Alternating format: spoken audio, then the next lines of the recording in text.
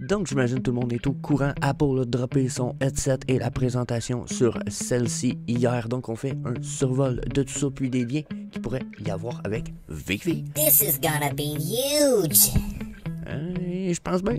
Mais, bien entendu, avant d'aller faire tout ça, on va commencer par les news du Vivi Community, plus les market deals sur le marché secondaire. C'est pas mal moins excitant. Bien, c'est Jess, avec TQ. Good morning! Bienvenue au Vivi Frog Show. Donc, ce matin, je veux faire un petit retour sur le Spider-Man 2099 #1. Je pense que finalement, hier je vous ai dit, je pense pas que ça vaut la peine tant que ça. Beaucoup de gens m'ont ramené des informations, puis c'est exactement à quoi sert la section commentaires des vidéos. N'hésitez pas à laisser des commentaires, me bourrer d'informations et de bonnes infos, puis de perspectives. C'est écœurant. I like it as fuck. So, yeah, regardez ça ici, là, ok? Moi, je vous ai dit, j'ai pas l'impression que ça pourrait valoir cher. Sur GoCollect, ça vaut même pas 300$ pour un graded 9.6. Donc, c'est très peu de perspective par rapport à ça. Par contre, on m'a dit, hier dans les commentaires de vidéos, etc., on m'a dit, Jess, Spider-Man 2099, ça marche super bien sur Vivi. Ça fait partie du Spider-Verse, je pense, Spider-Multiverse, ou je sais pas trop. Les gens aiment ça, quand même assez pas pire. On me dit de pas négliger, puis on me dit de vous dire de pas négliger ces pièces-là, parce qu'il y a de très bonnes chances que le comic book fasse la même chose que le Edge of the Spider-Verse #2 ici avec Gwen Stacy. Regardez là, il est au-dessus de son prix de drop. Je vous avoue que pour un comic book, je m'y attendais pas. Au-dessus de son prix de drop, là, pour moi, c'est quand même quelque chose d'assez surprenant. Surtout les comic books, c'est temps-ci, regardez, le 2.1, 5 et, tu sais, peut-être qu'est-ce qui est common d'habitude, là, 2.3, vous voyez les prix de ça, c'est de la merde. Mais notre Gwen Stacy, c'est qui maintient un très bon prix, donc on me dit qu'il y a de bonnes chances que ça maintienne son prix. On va évaluer ça ensemble, et n'hésitez pas peut-être à participer au drop.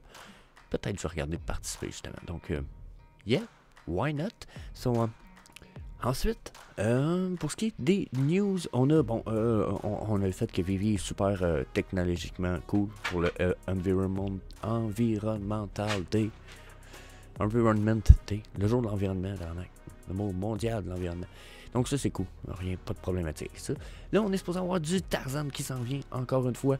Je pense pas que ça va valoir la peine, à part Master Collector Program encore une fois. Peut-être je peux me permettre d'aller voir avec vous rapide. Ouais, donc encore une fois, Tarzan, là, regardez, Common 2,5, le rare 7$. Donc, il y en a-tu d'autres Common? 3$ le Common. Je pense pas que ça va valoir super la peine pour ce qui est du comic book qu'on a ici. Par contre, on va peut-être avoir celui-là ici, Jarway, qui me semble intéressant. On va aller voir ça rapidement, je pense, sur le Go Collect la gang. Checkez bien ça, on va faire un switch. Donc, comme vous pouvez voir, on est dans un comic book qui date de octobre 2014 et un consensus 9.6, 85 gems. Donc, encore là, encore dans Edge of the Spider-Verse, numéro 5, cover price 3,99. Je sais pas quoi penser. Est-ce qu'on est dans la même catégorie, la gang, que les comic books qu'on était voir un peu plus tôt? Est-ce qu'on est dans la même catégorie que les... avec Gwen Stacy? Vous savez de quoi je veux dire, là? On n'est pas sur la bonne charte, je pense. On est tous en même affaire avec Edge of the Spider #2. Ça va-tu faire la même chose? J'ai envie de vous dire, allez demander Vivi Max. Déjà, shout out à Vivi Max. Allez faire un petit tour, lui envoyer peut-être votre opinion. Lui demander qu'est-ce qui va se passer avec ces comics-là. J'avoue, I don't know. Ça pourrait être un crise de bon deal. Ça a l'air d'être une espèce de robot Spider-Man. Intéressant. Donc, yeah. Ensuite, on a bien entendu le Hulk qui a été... Bon, vous voyez, il crie. Là, je sais pas, je pense pas que vous l'avez entendu, mais on va regarder ça rapidement. Donc, ça se trouve être Maestro, qui se trouve être, je pense, le plus fort des Hulk en théorie. Je pense que c'est Maestro. Donc, cool, l'animation. Pas l'air trop affreuse de vidéo, l'air de mauvaise qualité. Donc, j'imagine que la qualité doit être meilleure du collectible. Il est un peu rigide au niveau du torse quand il bouge. J'ai l'impression qu'il pourrait avoir un mouvement plus pectoral peut-être plus important, mais ça n'a pas l'air trop mauvais comme character. That's not so bad. So, yeah, je pense que ça pourrait être cool. Puis, je suis pas surpris de voir un nouveau Hulk. On est supposé en avoir 5. Donc là, on a le Maestro, on a le régulier. D'après moi, il nous manque le rouge, le vert et le bleu. Le rouge. Non, le bleu, le rouge, puis il nous en manque un autre que je sais pas ça va être lequel. That's it. That's all. On va pouvoir en reparler plus longtemps, mais qu'on ait les articles médiums. Fort probablement demain, on va y revenir, la gang. Donc là, on fait un survol du market rapido presto. On s'en va parler Apple, Disney, puis Vivi. Parce que fuck yeah, ils ont l'air d'avoir partenariat à 3 voix, ça je dirais. Donc, yeah. Donc, si on fait un survol du marché, qu'est-ce qu'on a sur le all-time low? Bon, on a Backstab Labbit qui est encore descendu un petit peu. On a une couple de petites pièces, là, Roger, un poster. On a Baymax 2.0 descendu à 10 gems quand même. Quand même loin en dessous de son prix de drop, quand même, à 30% de son prix de lancement, c'est quand même de la merde. La Huracan, quand même, super nice deal, si vous voulez mon avis. Ça reste d'être une bonne pièce dans le futur. 60 gems, quand même interesting. C'est quand même surprenant que une pièce comme ça puisse valoir moins que beaucoup d'autres pièces sur le marché. Qu'est-ce qu'on a ensuite? Le Ben Riley encore, il a gardé sa valeur quand même à 639 malgré qu'on dirait qu'il est oublié. Le Zynog Animated, ça tout le monde capote dans la mesure où il semblerait que la qualité soit incroyable de ces pièces-là. J'ai pas de la misère à crash, je les ai pas eues personnellement, puis vu sur mon screen. Je suis juste comme pas thrill. Moi qui aime les dragons, on dirait que c'est peut-être parce que j'ai pas joué à Monster Hunter. Ensuite, qu'est-ce qu'on a? Cousin Bunny and Fall. Ça, je suis surpris que ça soit si bas que ça. Je savais même pas qu'il avait descendu si bas. Donc, ça pourrait peut-être être un bon deal. Il y en a combien de ça? 1888? Bon, il y a meilleur comme opportunité. Allez voir. Steamboat Willie, pour ceux qui n'ont pas Steamboat Willie. Happy Whistle, 25 gems. L'autre ici, Junty Jack, 21 gems. Monster Cookies. Puis le VV logo White and Orange qui a descendu à 93 gems. Ça pourrait être un bon deal. Moi qui en a pas. À y penser.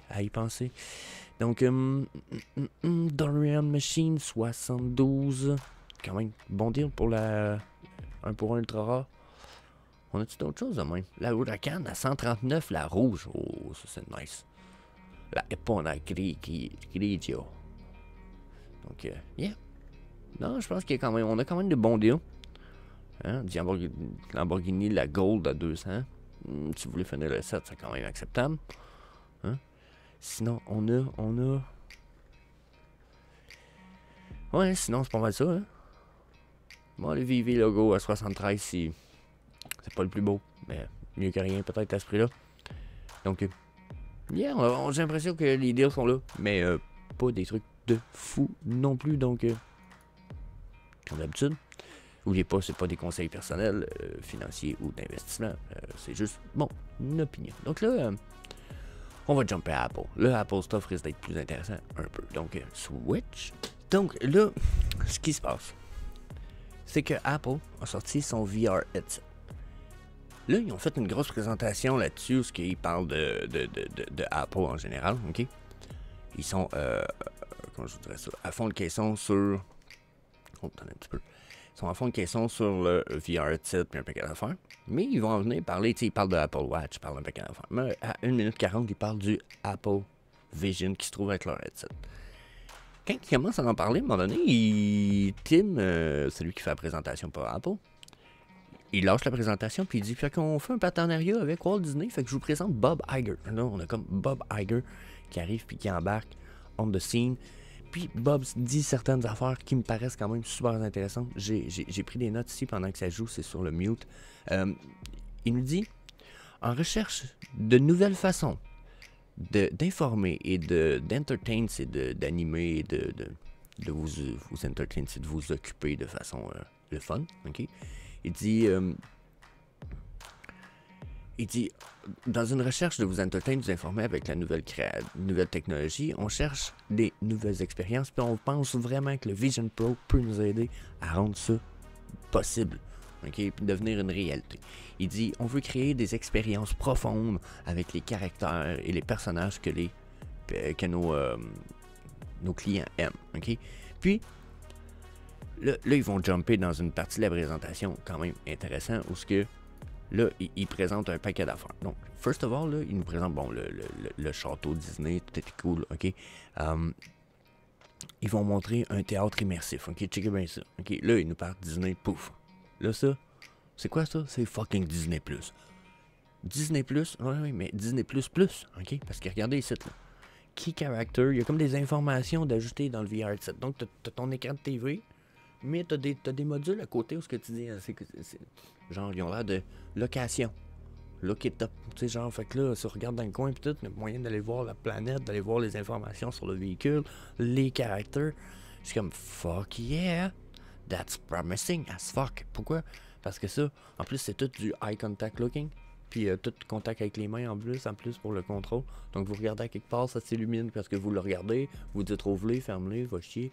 Je vous comprenez, vous êtes à fond de caisson dans les movements, dans l'immersion. Checkez ça, le théâtre immersif. C'est n'importe quoi. Genre, c'est presque pas drôle à mesure que regardez ça. Là. Il est carrément dans un monde à la Tatooine sur Star Wars, dans la planète. Puis il y a carrément, pouf, la nuit qui tombe, le cinéma embarqué, le film. Puis là, ben, oh yeah, là, il embarque avec des affaires qui pourraient être fucking interesting. Parce que, gardez en note, on a des choses qui nous datent de très longtemps, qui pourraient nous indiquer le pourquoi on a eu des pourparlers à propos de la NFL, de la NBA. Pourquoi? Parce que si Apple puis Vivi est en partenariat avec David Yu, avec Vivi, ils ont sûrement pensé à ces choses-là qu'ils nous présentent à l'écran. Ça doit déjà être du stuff sur lesquels ils ont travaillé. Si David Yu est au courant de ça, lui, il se disait peut-être, puis regardez le personnage ici, là, il se disait peut-être c'est lui qui allait avoir les NFT pour... Je sais pas si vous comprenez où si je m'en vais avec ça. Attendez un peu, là, j'ai reculé trop loin comme un cave. Mais je me disais, si David Yu est au courant pour ce truc-là, là, hein? Un peu, j'ai reculé vraiment trop loin, c'est chier quand je fais ça. Donc, si David Yu il avait visionné ça, puis il s'est dit, moi, je veux être celui qui va vendre les NFT pour la NFL, ou même la NBA, parce que là, j'ai encore reculé trop loin, tabarnak. Mais, si lui, il avait cette vision-là, il s'est peut-être dit, Chris m'a tout faire pour essayer de les avoir. Là. Comme je vous disais, regardez, là, on a une piste de course, là, on a une TV, on a carrément le personnage, là, il a l'air d'un NFT, là, à fond de caisson, là. Pour vrai, on a du NBA, Top Shot, genre, Chris, genre, pis avez-vous vu là, ça c'est cool en Chris, là, mais avez-vous vu ce qu'on vient de voir? Je sais, là, j'ai essayé de pas reculer trop, ce coup-ci, là. Ok, checkez ça. Ça, c'est un plan de vue du terrain sur une table de salon, en dessous de la TV. Je trouve ça écœurant. Pour vrai, la perspective de tout ça est bonne. Dans le sens que, encore une fois, c'est des trucs qu'on avait entendu parler il y a comme longtemps sur Vivi. On a entendu parler de projection sur la table pour plusieurs trucs. Puis vous allez voir, c'est pas la seule chose qu'ils ont l'air de projeter sur la table, ok? Là, il y en a qui vont peut-être capoter ici. Vous avez vu le cadre de Paul, vous avez vu le cadre de Disney avec Mickey Mouse. Je vous comprends, moi aussi, je l'ai vu. Sauf qu'on va y revenir, ok? Principalement, ce qui se parle ici, il se parle de National Geographic, le fait d'aller voir et d'être immersé dans des univers et des parts du monde qu'on connaît pas, puis qu'on n'a pas jamais vu, puis d'expériencer des choses peut-être uniques comme ça ici. C'est que ça, sont carrément dans Nat Geo. Puis, oubliez pas, regardez, on voit le cadre dans le fond, ils sont supposés être dans leur salon. L'idée, c'est d'avoir une projection overlay par-dessus. OK? Donc, je trouve ça écœurant. Puis, le big time du Vivi, en lien avec probablement la chose la plus en lien avec Vivi, c'est le fucking poster qu'on voit là. Avoir un poster 2D, animated, nous autres on connaît ça, Vivi, on connaît ça. On a l'impression que le cadre en ce moment là, ils ont juste projeté l'image de Mickey par-dessus un vrai cadre, puis même à ça, c'est à se demander si c'est pas un cadre virtuel. Il ressemble beaucoup au collectible de Vivi. Puis là, ben, regardez ce qu'ils nous font avec ça. Il devient à fucking animated, puis il interagit avec le en plus, c'est quelque chose que vous n'avez peut-être pas remarqué, là, mais il interagit clairement avec des objets dans le salon, là. OK? Checkez bien ça. Il saute sur la table, puis après, il saute sur le divan, là. Puis ça, c'est des choses qu'on a vues avec Niantic, puis plusieurs compagnies de technologie de Late AR, où maintenant les lasers sont capables d'analyser eux-mêmes les surfaces existantes, puis ils font animer les personnages sur ces surfaces-là de façon semi-automatique. Donc c'est en plein ça qui arrive. Boum, ils sautent sur la table, ils sautent sur le divan, check ça. Oink. Puis, je sais pas si vous comprenez, mais encore là, regardez. Immersion sur table. Genre, pour vrai, il n'y a aucune discussion de NFT, blockchain, Web3, quoi que ce soit dans tout ça. Sauf que, il y a des liens écœurants depuis qu'ils ont commencé à parler de VR, etc. Là. Ils ont parlé de NFO, qu'on a eu rumeur qu'on aurait un jour. On a parlé National Geographic, qu'on a eu un jour. On a vu du Disney, Mickey Mouse poster. Puis là, regardez qu'est-ce qu'il y a à la fucking screen. Marvel, What If. Ben, on a du What If Marvel. Vous vous rappelez pas, on a un Captain America zombie, il me semble que ça vient des What If. On a un paquet de stuff qui fit aussi Marvel Studios avec Vivi. Donc là, j'ai l'impression que ça crée Vivi partout sans être directement vers Vivi. Puis encore une fois, regardez ce qui se présente à l'écran. On a, ça se trouve être dans le MCU, ça se trouve être un bonhomme qui s'appelle The Watcher. Attends un peu, j'ai une petite note ici, là. Ah, c'est ça. Non, c'est juste pour me rappeler de son nom. J'étais pas trop sûr. Donc, The Watcher, qui est un MCU character, encore une fois, il a l'air d'un modèle 3D, il a un air animé, puis là, regardez ça, là. Ça, là, pour moi, ça fait partie des costumes, genre, skin, pour vous-même dans le Viviverse, genre, que si tu mets ton... Là, checkez bien ce qu'ils font avec. Checkez, le gars, il a son VR, il met son bras, pouf, il se ramasse avec un bracelet sur son bras. Donc là, genre, skin... Genre, ça fait penser à Ready Player One, Ready Player Me, ou peu importe le film, vous savez, où ce que là, les gens ont des skins pour mettre par-dessus leur personnage, puis c'est ce que le monde voit, puis eux, s'ils se regardent, ils le voient. Ça commence à être fucking interesting, là. Avec le bracelet du Watcher, boom. Puis vous voyez le contrôle manuel, boom, dans le casque. Non, mais pour vrai, ça... J'ai l'impression que ça crie NFT, ça crie Vivi, puis etc. Donc... ça, c'est ce qu'il nous présente. C'est fucking interesting. Je laisse ça là. On était à 17 minutes, mais c'était vraiment fucking interesting de regarder tout ça, regarder la perspective. Je veux terminer avec le fait que il termine Bob Iger en disant, il dit ça, il dit ce qu'on vous présente là, il dit ce sont que quelques des façons dont on planifie d'amener Disney dans le monde avec ce système. Il dit inquiétez-vous pas, on va vous en partager encore plus dans les mois à venir. Donc là, pour moi, c'est évident. On s'en va sur du big stuff, la gang. On a du Disney, Apple stuff qui s'en vient. La paire de lunettes coûte malheureusement 3500$ avant taxe. Et ça, c'est américain. Donc, 5000$ probablement. Hein? Alentour de 5000$ un casque de VR. Je sais pas à quel point c'est hot comme casque de VR. Mais j'ose espérer que ça se trouve quand même être la première étape pour un monde VR immersif à côté. Puis je dis VR, mais c'est AR aussi. Donc, moi, j'ai hâte de voir ce que ça nous amène parce que j'ai l'impression, comme je vous dis, qu'ils ne pouvaient pas parler Vivi, NFT, Web3, blockchain. Mais qu'évidemment, on s'en va tout vers là. C'est le futur, c'est demain. So, that's it, la gang. Je vous dis peace. Puis je pense qu'on se revoit. Attendez un peu, juste me souviens d'un truc. Je suis à ma place. On se revoit demain pour une prochaine vidéo. Hey, see you later, alligator.